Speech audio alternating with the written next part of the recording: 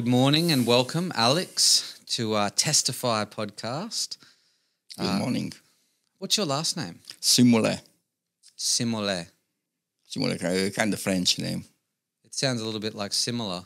Yeah, similar or simile. Simole. Which means in French, smile. Smile, does it? Yeah. Oh, that's nice. Probably, yeah. Maybe it's true. Smile. You don't have a problem with smiling either. Yeah. Oh, that's good. Oh, well, thank you for making time to come on the Testify podcast. Yeah, thank you for inviting. You've been a part of our community at Chapel for how long now? 2 years. 2 years. And you're enjoying it? Oh, I love it, yeah. Where did you come from before that? How long have you been on the Gold Coast for? 2 years in the church, but I came from Sherlock Park, actually. I used to go to a church in Springwood, which was Life Place. Yep. They changed the name IC Church. Yes. But my daughter and my son-in-law came to the chapel, and we came first time there 2 years ago, and we love it, yeah. So good. So still there 2 years later. So good. So where are you living now? You still up north a little bit or? Yeah, Sherlock Park, Still there? just next to Hyperdome Shopping Centre. Very good. Yeah. Are you going to make the move down to the coast, do you think? Not planning for the moment. We built a new house there, so for the moment, yeah, we're still stuck to the new place. So Yeah, okay. Yeah, it'd be hard. Yeah. And you built it. yeah, build it. Yeah, How you like it? Demolish the old house and build a new one. Yeah. Oh, yeah, okay. And my wife loves it. So yeah, How long ago did you build it? we moved in 2018, so it's taking a full year to be built by the building company. Yeah. Yeah, okay. Yeah, I don't know what that would be like. It would be hard to move out of a house that you built specifically for you. Yeah. I've lived in houses that someone else built for them. Yeah. Oh, cool. Yeah. Oh, all right. And so before you obviously weren't born in Australia. Yeah, I wasn't born in Australia. I still got my accent, and I'm What? still I doing. can barely tell. I'm still doing my work with my accent, and I love doing my job, and I'm very good actually. Even if I got an accent, it doesn't stop me to do what I'm doing. No, and so for people that don't know, you are a Romanian Romanian real estate agent. real estate agent, and I'm doing auctions. I love auctions. Oh, auctions really? are very, very good part of real estate. Yeah. Okay, question. Is auctions in favor of the buyer or the seller? No way. For me, Yes? the seller have a benefit of it. Yeah, nice. Okay. The seller always earning more money. Yeah. You must know how to do it. Yeah, I was going to say, I think it's opinion-based, but also depends on what the real estate's Yeah. It's an art. value is. It's an art. Auction is an art. You have to do it like everyone else, like music, like playing drums, like writing books. Auction is the same. It's like art. You have to know how to handle it. Okay. Yeah. Okay. How many have you done? How many? How many auctions? For the moment, probably I'm doing once a week. Okay. It's one auction a week, which is not much because Queensland is still in transition of learning about auctions. Yep. I come from Victoria where auction is everything. Yeah, so... One auction a week. That's a good sale rate. Yeah. That's pretty... But yeah, Victoria, 96% of property selling at auction. Oh, wow. Yeah. Well, here, in the last probably 4 or 5 years, increased the number, but it's not yet there where it should be. Okay. Yeah.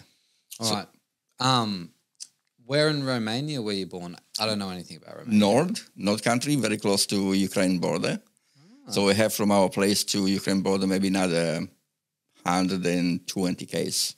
Well, that's not very far. Yeah, so we have a lot of Ukrainian coming through close to our place. Yeah. And do you know anyone in Ukraine at the moment? I left Romania 38 years ago. Would people that are in, you got family in? Yeah, got families. They all spread through Europe now, but we got another 5 sisters and 2 brothers there. Okay. Yeah. Would they be like visually aware and like, would they be able to hear the stuff that's going on, or is it too far away? They know, especially because they have a lot of immigrants coming from, or refugees coming from Ukraine. Yeah. They accommodate them there, they feed them there, so they have a lot of contacts with those people. Wow. Yeah. It'd be a different world over there. Yeah, so very close to the border. How old were you when you came? 24. 24 years old. Jeez, so you would have been different. Like very different culture you would have been brought up in and then come to Australia. When I came here, I love what I've seen, but I find myself lost. Yeah. Yeah, you know who I am and why I'm here, what I'm doing here, but How is your English? Nothing. If you ask me which day in the week is Wednesday, I have to go like Monday, Tuesday, third day. Yeah. If you ask me which is number 7, I have to go 1, 2, 3, 4 to count numbers to come to number 7 to know which number is that. Yeah. It's better So than no me. idea. I don't even know what number 1 is in Romanian. How do you count in Romanian? Unu. Oh, that's like, can you count to 5? Unu, doi, trei, patru, cinci. That's very similar to Spanish and Portuguese. Yeah, we are very similar. Oh, In 5 months, we can speak their language or they speak our language. Yeah. really? Yeah. So if you hear Portuguese, can you understand it? Not as much Portuguese, but Italian and Spanish. Wow. Yeah, Oh, Portuguese so is a bit different. Italian's Yeah. similar. Yeah, Italian is very similar. We are born from Italians. Ah. Yeah, Well, that makes sense. yeah. We are born from Italians. Yeah, Italians, when Roman Empire conquered the world, they were established in Romania. A lot of those people, and Romania was born from there. Yeah, so a lot of Italians came out of... Okay. Yeah. That makes sense.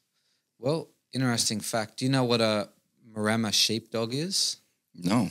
Well, it's an Italian dog, been bred for like 2,000 years. Well, okay, so it's too old now. I don't. It was something new. No, they still have them now. Okay.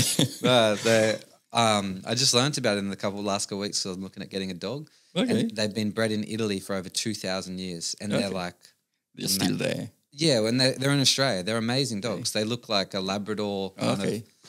But anyway, that's totally off topic. Yeah. But we mentioned Italy, so I'll jump in there with the random Italian fact. That's all right. That's okay, cool. So here, when you were 24, and let's talk about your testimony, like the testimony of God. Obviously, that's what we're here for. Was there were you raised in the Catholic Church or you were raised in the Catholic Church? I was raised in a Pentecostal church. You were raised in Pentecostal? Yeah. Wow, in Romania. If you're visiting Romania, there are a lot of large churches, very, very big churches. Romanian churches, especially in my time when I was there, it was a communist country. Yeah. And the communism suppressed the people, and more pressure on people, more Christianity is born. More Christians come into Christ. Yeah. And the big churches. So, yeah, I was born in Romania, but, as a teenager, I was trying to test what is the other side. And I was testing my, try to see how brave I am. Yeah. Like many teenagers, until I find out that, I don't think it's too good to be there. Yeah. So I turned back. Before I went in the army, I had to serve my country. I was going to the pastor and I said, look, I want to be baptized. I'm going in the army and never know. Maybe I'll have to go in a war, maybe dying in the army, and I want to die well. So if it happens. Man. So since then, I'm following Christ. All right. What did you get up to as a young guy?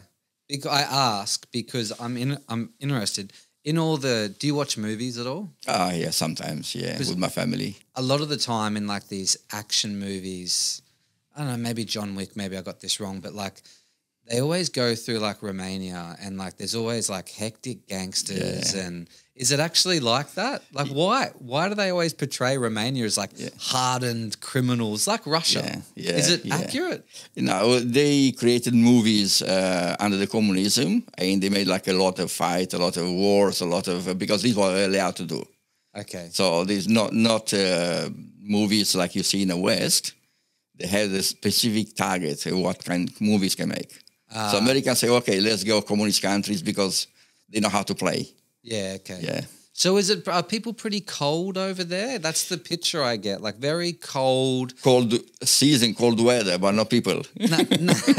No, people very, very nice, very nice. If you go in Italy or Spain, you can be very friendly, will feed you until you can't eat anymore. And they're like very good. Romania as well? Yeah, Romania as well, Okay. Very, very good people. Because in the movies they're portrayed just as like cold and communist country, they have to do that. They're totally different than West. West are welcoming, easy, laughing, joking. Romania under communism, you have to be very serious, very no smile, like a big officer, army officer. You are very spot on. Yeah, you that's know. what they. But But it's not like it's that. No. So you're saying that they did that because of the communist influence? They were like, Yeah, this is how yeah, we've got to present ourselves. Yeah. What the heck? If I give an example, when I escaped Romania, I have to run over the border to cross Serbia. And they caught me, they put me in jail for 21 days because it was illegal to run the border during night. And when they asked me to go to an embassy, the Australian embassy, to ask me questions why I want to come to Australia, they asked me lots of questions on A4 page, and they just fill up the answers. Bottom of the page say, no, you're not accepted for Australia.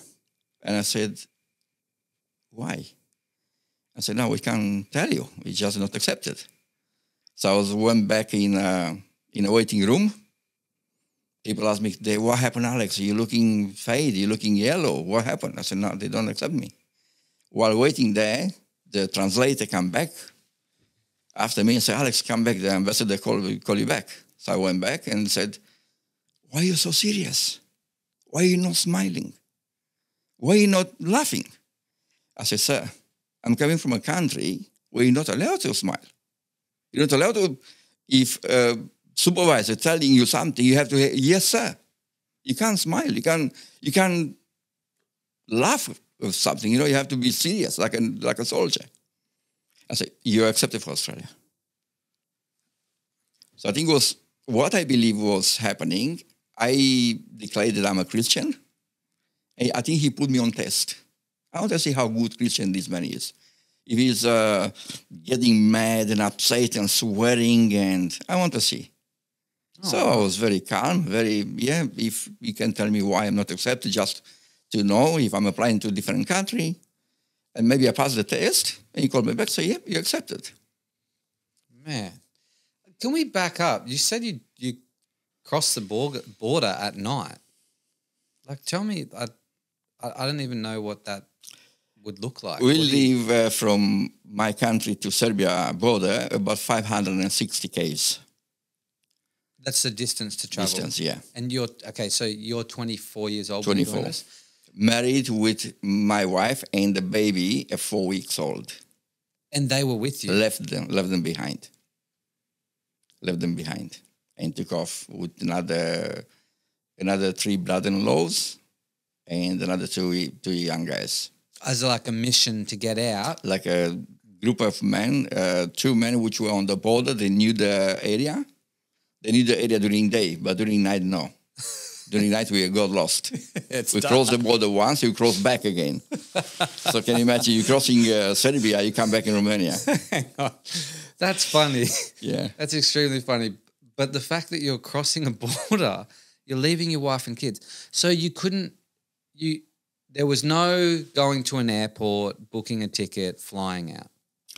I was buying a ticket from my city to Timisoara, which is in west, close to the border, only to go the train to meet the other guys there.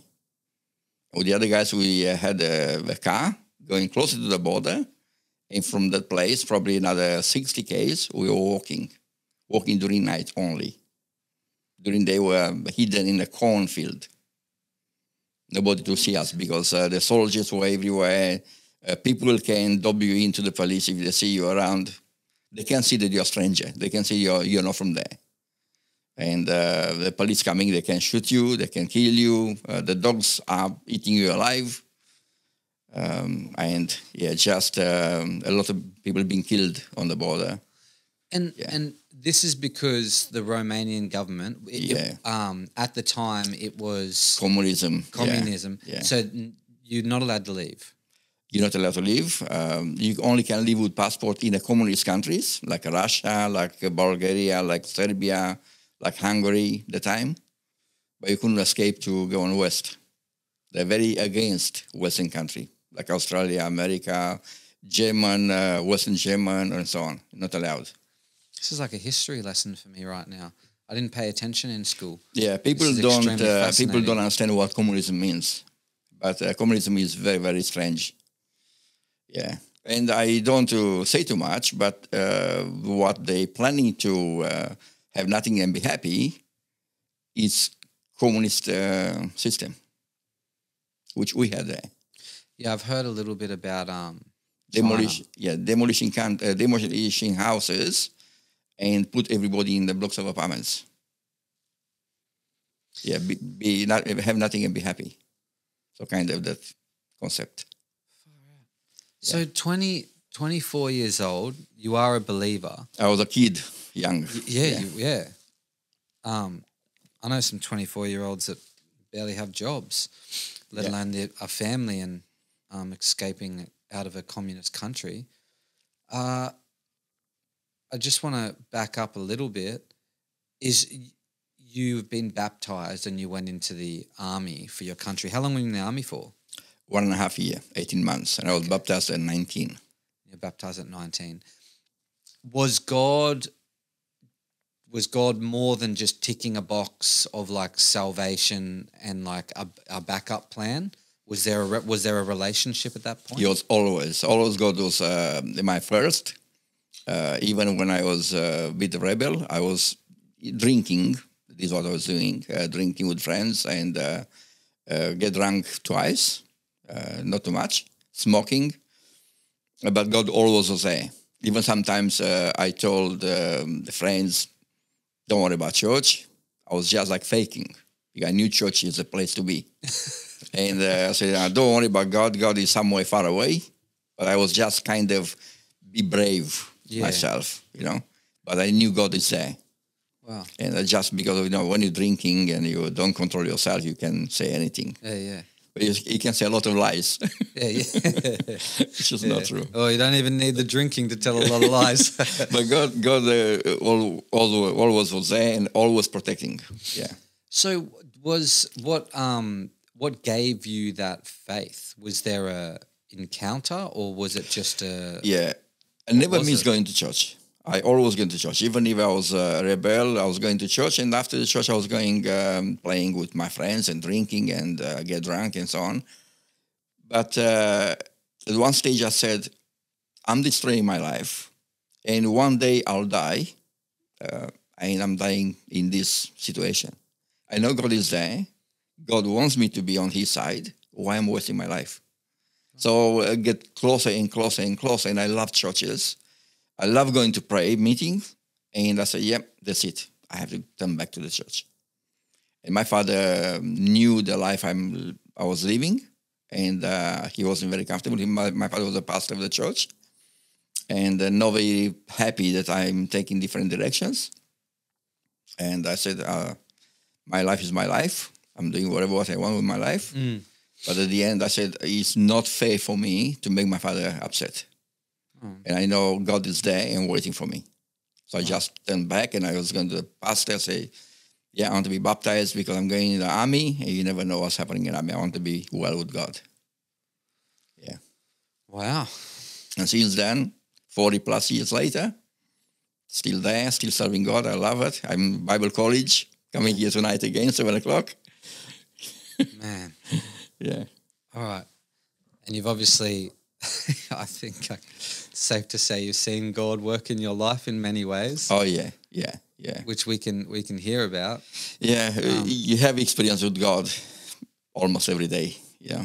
Man, all right. Especially when you're crossing a border out of a communist country. Yeah. So you're 24 years old. You've left your wife and your 5-month-old? Yeah, 4 weeks old. 4 weeks old. Oh, wow. 4-week-old baby. Yeah. And what was that plan like? Because we're talking about it so casually, but 1 year before, yes, 1 year before I got married, I told my darling wife, I want to escape. I want to go in USA. But you couldn't talk. You couldn't talk because you never knew who's going to dob you into the police. So you can be jailed, only if you're talking. I told my wife, look, we can get married, and I still want to escape. I'll take you with me in USA, in America. And she said, no, go now. Leave me alone. I said, no. I'm not going anymore. Because I loved her, so I want to be with her. Oh, okay. But 1 year later, after I got married, 2 of her brothers were talking about leaving. So I said, now is my moment to tell her again, And now this moment was agree because two of her brothers involved. One of the brother-in-law, their parents knew.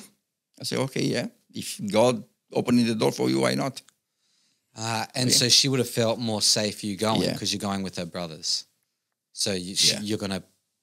So what was the plan? I go get out. How are you going to get her out and the baby out? Yeah, we came in Australia. Like I mentioned, we had interviewed the ambassador in Serbia. After nearly 2 years, we called my wife and my baby to come over. So it's taking almost 2 years to get her here. You did not see your baby for 2 years. Yeah. Yeah. And when you can see the baby coming and you're a stranger, doesn't even want to see you, not even talking to you for a long, long time, you're just a stranger, breaking your heart. Oh my! Yeah. And hang on, in Serbia, why Serbia? Why was I that? was in jail. They called me there. They called me after the border. The police caught us on the street and put us in jail as illegal Immigrants. border crossers, and they put us in jail for 21 days. From jail in a refugee camp. A refugee camp again, you are staying there with uncertainty. You didn't know where you're going. Will you go west or you go back in jail in Romania? And lots of people went back and put them in jail for 1 year, 2 months. But I'm talking about jail, not hotel. Yeah, like okay. here. So you were in jail in Serbia. 21 days, yeah. 21 days, not knowing what was going to happen. And my wife didn't even know where we are, if we are still alive, because we couldn't communicate at all. And what year was this? 1986. So there's no mobile phones. No mobile phone. No internet. My wife didn't have a phone, have to go to one of the neighbors, which was a principal of school. He had the phone. So she had to make an appointment there. I have to call them what time I'm going to call back, to call my wife to the phone. So I had to make like an appointment for communication after I get out from refugee camp. And she would have thought you were dead for sure. They didn't know what's going on with us until I left the jail in a refugee camp, and I said, look, if you have a chance to call my wife, here's my number, the number of the teacher, and just tell the principal of school, Alex is okay. That's all. And what was jail like for 21 days? Because it wouldn't have been in like Serbia told us you are living in a hotel compared with Romanian jail. So Romanian jail at that time was like a jail. If you see movies, people sleeping on the concrete floor, wet, cold, no blanket. This was the jail in Romania was at the time. For 21 days. But in Serbia, it was different. Serbia was like a hotel, but you in jail. Did you feel like you were going to die in Serbia? No. We were praying to God every day. We knew even the 20th night, I'm not sure if I slept all night or if I had a dream all night. But all night I knew with my arms risen to you, God. I put my arms up to you. So all night I had this, my arms are lifted to you. And I wait for the morning to see what's happening. And your brother-in-laws? All came here. But they were with you in the jail? Yeah. So where did they catch you? On the street, walking through the city, planning to go to Italy border, and to Austria. They recognized you guys were not... They can see straight away. That you were Romanian. You're a stranger. You're not from there. And was the arrest bad? Did they beat you guys? No, they just arresting you, take you to a station, make a declaration, put you in jail, and wait for there to see the answer. Why you crossing the border? Why you come here? Why? But they knew why, because communist Serbia was more mild country, more mild than the communist. They were still communist, but more easy, more towards Westerners. Yeah, okay. Yeah. So there's a little bit of a desire to... Yeah. They have more Western influence. Yeah. So maybe some people there would have liked you to be able to continue on your way. But they have to do their job. They have to put you in jail for 21 days for interrogation, find out who you are, if you are spying, if you are a troublemaker, if you are a criminal, if you did anything wrong and you escaped in the country. So a lot of people went back because they were in troubles, you know. So they didn't send you guys home. No. At any point, did you feel like you were going to go back home? I never felt I'm going back home. Again, they were very strategic in testing people because Sunday morning, one of the leaders were there in jail. No, actually in jail 21 days, so we couldn't go anywhere. We had to stay in jail.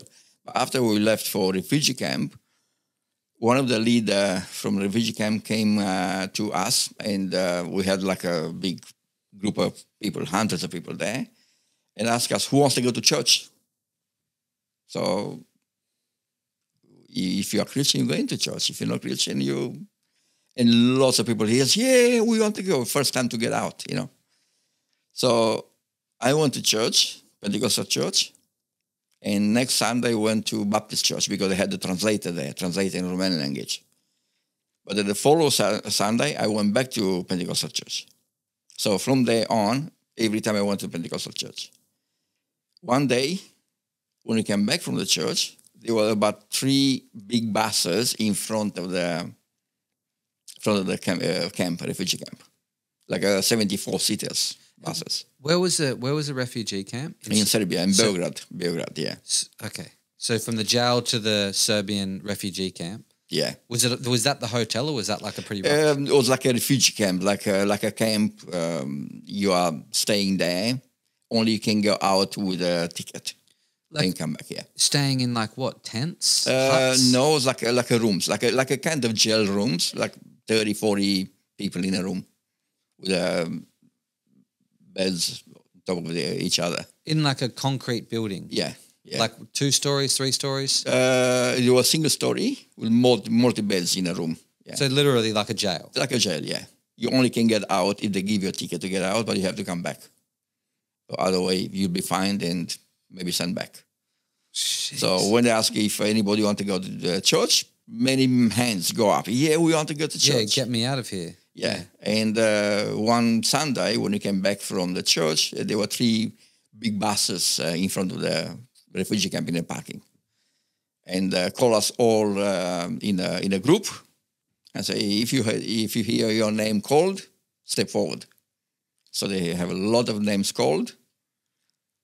Everyone called the name, heard the name, get out in the buses and back to Romania.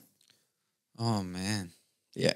And they would have been on the bus to Romania to jail. To jail. For to jail. At least a year. 1 year, 2 months. Jeez. But like a proper jail, like a jail. You don't want to be there. You can die in there, eh? Yeah, easy. Jeez. Were people in the refugee camp or the Serbian jail, were people dying, or was there bad stuff happening in there? Didn't happen as long as I will say I never heard of. Okay. They were more easygoing, yeah. Not strict like Romania used to be, because you're there only because you cross the border illegal, but we are not here to punish you. We're here only to help you transit from here to next stage, and if you want to get out of our country, we can help you with that. So they were more helpful rather than punishing you. Okay. Yeah. All right. In the refugee camp, you got blankets and stuff? Yeah. Okay. Yeah. Better than the jail? Yeah. Okay. Because it's cold there, eh? It's cold in winter, and we left there in November. So November still winter, but it was okay. They have, it was like a normal room, but you are locked in, you know. Mm. Yeah. You're in the refugee camp, and you've got is it 2 brothers or three brother-in-laws? 2 brothers of my wife and 1 brother-in-law married my wife's sister. Oh, cool. Okay. So awesome. 4 together. So are they treating you all like, you know, one party, or are you all being treated like, once they realize that are the rest of them Christians? Yeah. So once they realize you guys are Christians and you're they knew you were together. Yeah. Were they treating you like one party? So if one of you was going to be able to go, everyone was going, or was it unknown? No, independent. If you're a troublemaker, you go. The other ones can stay. So a lot of times when a group come together, one of the group, because they realize this person is not what we want, that person out of the group could be sent back. Oh, wow. So everyone was independent treated. Okay. All right. So you speak to the immigration person. Was it an Australian person or just a? Australian ambassador. It actually was. Yeah. Oh wow! In Serbia. Yeah. Could what language were you guys speaking? English through translator. Oh, cool. The So translator, he was yeah. speaking. He or she? Yeah. No, he. He was speaking English, and it was being translated Yeah. to Romanian. Yeah. Oh, It was an American young man who spoke English, and he translated to us Romanian. oh, that's pretty cool. Yeah. Okay, so when you came back in, and he's like, "You should be happy because you're going." Yeah. Yeah. When asked me question, why not smiling? Why so serious? I said, because I come from a communist country. You don't laugh, don't smile. You're not allowed to. You're like, hey, you're from Western, you're from America. Why are you laughing? You know, you're kind of, what good happened to you that you're laughing? We want to check up on you. We have to investigate what's going on with you. Wow. Yeah. Yeah, because I heard a podcast with this lady that escaped from China, and I've never heard anything like it. It reminded me when you're saying this, that she believed, like in communist China, wherever they were, I think it was China, they were taught that like the birds, if you got to be careful what you say, because even the birds will take your secrets that you speak in your house to the leader, and you'll get found out and killed. Yeah, you never knew who's a real friend of yours. You never knew who's your neighbor. You never knew, are they with you or against you? You can talk with friends, having a beer or barbecue, good friends, trusting in you. You believe it, trusting in you. And tomorrow the police come to knock on your door. And you never knew who told them. Is this even if you like speak harshly about the leadership? Oh, you're not allowed. Oh, you're not allowed. If you speak harsh, you go in jail next day. You go in jail next day. So if you're like, I don't like the leadership of our country. You can't even think of it. Or you talk to yourself in a forest somewhere, nobody can hear. You're not allowed. This is why not smiling, why not laughing? How can you laugh when you can't express yourself? What about the kids? Are the kids allowed to play and laugh? They were okay. They're playing, they're laughing, they're playing. You know, because but when we become an adult, you have only one obligation. Yes, sir. Nothing else. Oh. Or I can go a little bit further just to know what communism is. If you finish your school and you don't have a job, they come to offer you a job. So we give you three options. You get to work there, can be far away from the country, from home. If you refuse, they'll give you a second one. The same, underground in the mine. If you refuse that one, they give you a third one. If you refuse the third one, they put you in jail. Very simple. No options. So, can you smile? Can you laugh? Oh my gosh. So, can you find a job on your own when you finish school? When I did my school, government was preparing jobs for the people. And everybody worked in Romania. Everybody had a job. But as I going through, especially after I finished my service, after serving the country, I came back and I had to train few students at the workplace I was. And the students, the things changed. Too many students finishing school, not enough job, because you have to work there until you get pension. You can't leave your work before pension age. So there were too many people in the workforce, and the young ones, they couldn't find work. So what are they going to do? Dole doesn't exist. You can't have money from the government.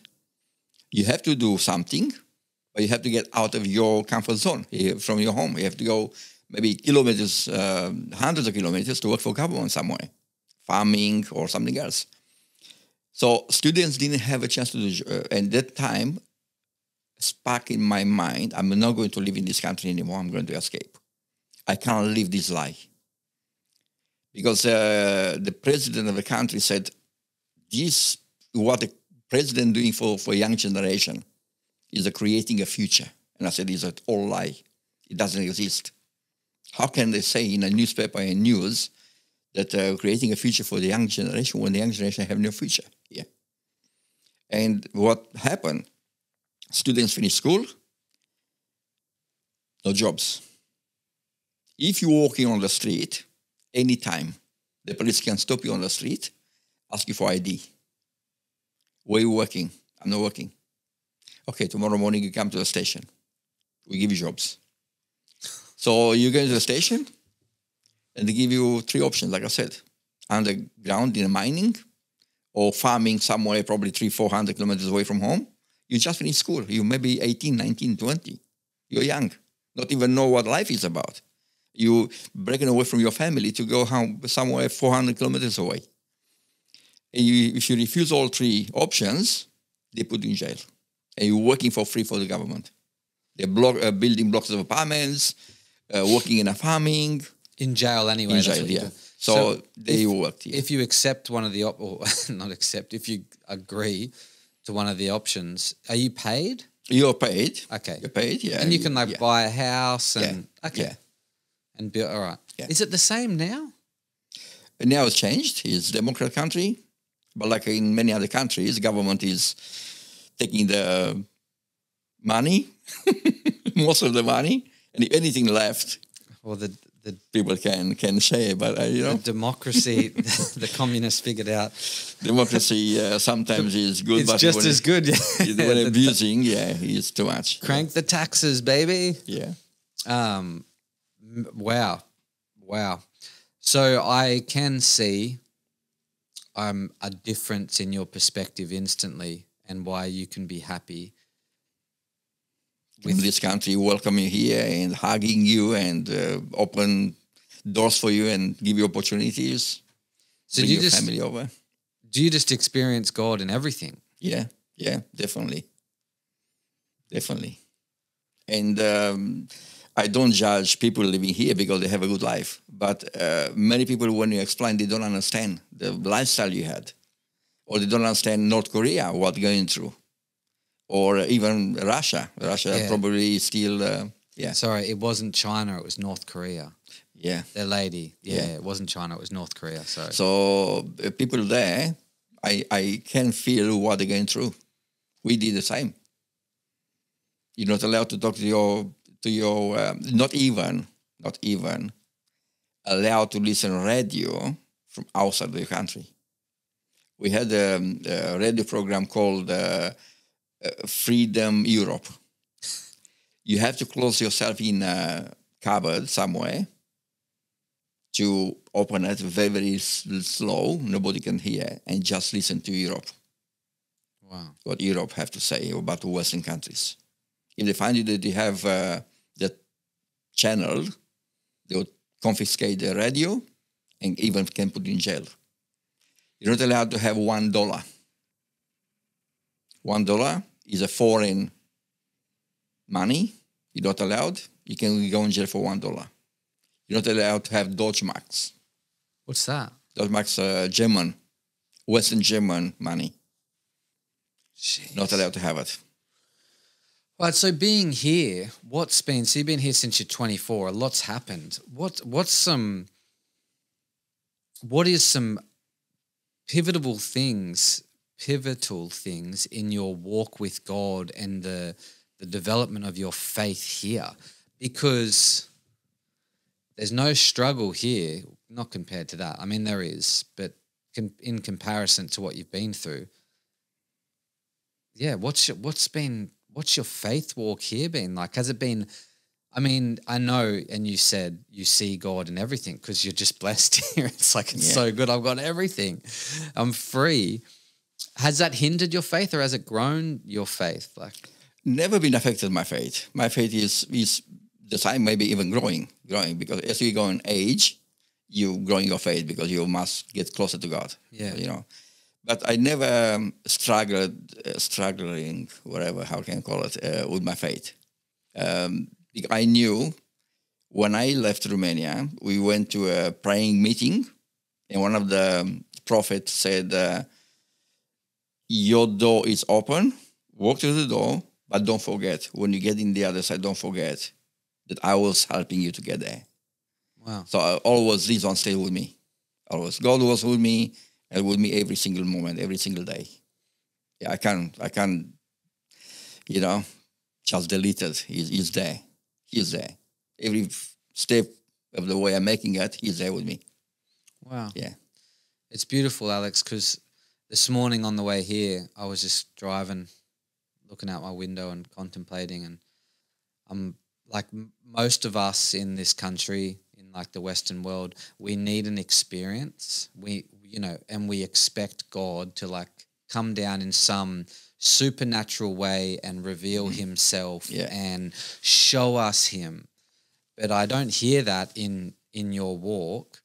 And I've had some moments in my walk, but I actually think that eliminates faith because he's showing himself to you. And I think it's what I'm trying to say is I'm encouraged by your story because I just hear just a knowing God is real and just trusting him. Yeah, always. And actually, I had some experiences where I thought I'm more wise than God is. I thought I'm more stronger than he is. No, not in real words. Let's talk about that. What happened? I was trying to create my own future, thinking that God will agree with that. And one of the experience I can share, when I saw people around me, they borrow so much money to buy a house or build a house. And I said, I can do it without borrowing too much money. And I was trying to buy a full street. I was working, making good money. I said, every single house coming for sale on that street, I'm going to buy it. But you think God was agree with that? God was just waiting for me around the corner. And literally, he asked me questions. Okay, Alex, you want to buy every house on the street. What do you want to do with that? So, okay, if you want to buy the houses, why? So just want to make your name? You want to make a fame? You're sitting like you sit there on the other side of the table. I was sitting here. And he asked me questions. I just couldn't answer anything. No, I was mute. I couldn't answer. It's okay, tell me, what do you want to do? You want to make money. And if you make money, what? So, tell me why. You want to buy every single house on the street. What for? That experience took me 2 years in a huge depression. Wow. Because God confronted me. You want to do it by yourself? Yeah, you want to do it by yourself. Okay. So what are you winning? If you want to do it by yourself, you can win. If you engage God in what you want to do, yes, because he's the one leading you and he's the one open opportunities. But if you want to do it by yourself, you're failing. Yeah, because you're not doing it for him, is what he's saying. You're doing it for yourself. To make a name. To make a fame, to show others how brave you are. Yeah, so when you had that realization, it was like, well, I don't want this. 2 years I was like in hell. Nobody knew. Through my mind, I say, next step I'm making, I'll falling down and die. Oh, really? I was having dinner with my friends, my families. I said, maybe this is the last bite I'll take. Really? 2 years I was in jail, non-jail, in hell. Nobody knew what was going through my mind. I couldn't talk to anyone. 2 years later, I said, I can't do this anymore. Like the Bible saying, when you want to pray to God, go in your room, close the door, and ask God, and he will hear you. I was there going next to my bed, and I was crying to God. I said, God, please do something. I can't take it anymore. Do something. I can't live this life anymore. I'm just suffering, Lord. Please do something. I was wrong. I don't want to do it again. I don't want to repeat again. But if you see me that I'm able to do what I want to do, you open the door for me. You go in front and I'll follow you. I want to be your friend. And you to be my friend. Don't let me in this situation. I can't do it. Just can't do it. But just show me, if you see me able to do it and still I got the ability, I will follow you. You go first, you open the door, I will follow you. Sam, you don't believe. 2 years I was struggling. After 2 years, a huge weight of concrete came off my shoulders. Instant. In that second, I just stand up from my knee. Wow, I was a different person. That moment when I was repent again to God and say, God, I can't take it this anymore. In that moment, God listened my cry and I said, yeah, you're still able to do it, but thank you very much that you involved me in it. And from that moment, Sam, God is my shepherd. And God is going first and I follow him. I don't want to do anything by myself. I got too hard and heavy experience to experience again that moment. Wow. Too difficult. The life is hard without God. Yeah, I agree. But when you know he's there to open the door for you and just keep the door open and go through it, it's much easier. Yeah. Yeah. That's a great way to wrap this podcast up. And I will say, don't play by yourself. Let God be involved in everything you do. That's awesome. I was going to ask what's your encouragement for people, but that's perfect, Alex. That's great. Yeah. So can I ask, are we still buying that street or is that out the window? No. Not anymore? I purchased a lot of properties, but I said, God, I'm with you. If you let me buy this property, I'll buy it. But it's not for me. I'll have a part in it, yes. Yeah. But your part is your part. Yeah. I'm not thinking for myself. Oh, wow. Yeah, so I was very successful in doing my business, but he was the one in charge. Yeah. Yeah. Oh, wow. And if I can share my last comment, there are a lot of money in the world, a lot of money, and everyone have a share. But go and collect those money with God. Go with God.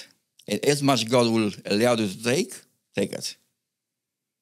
Don't take what God is not allowed you to take. And that a little one or a big one will be a blessing, which can multiply.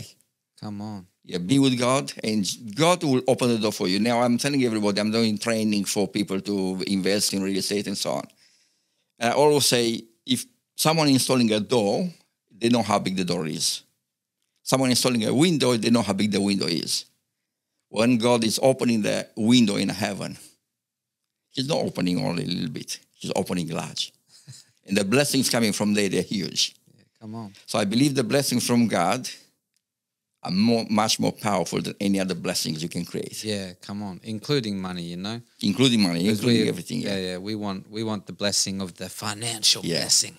But it's God blessing is more powerful. And if a little, because God doesn't need anything, zero, to bless someone. To make something, yeah. Huge. From zero, he make everything. Yeah. Oh, that's awesome. That's a great encouragement. Well, mate, I appreciate your time. And God bless you. It's awesome to get to know more about you. And I'm sure people are going to be really encouraged and love hearing your story because it's actually I have another 37 stories. I told you only one. All right.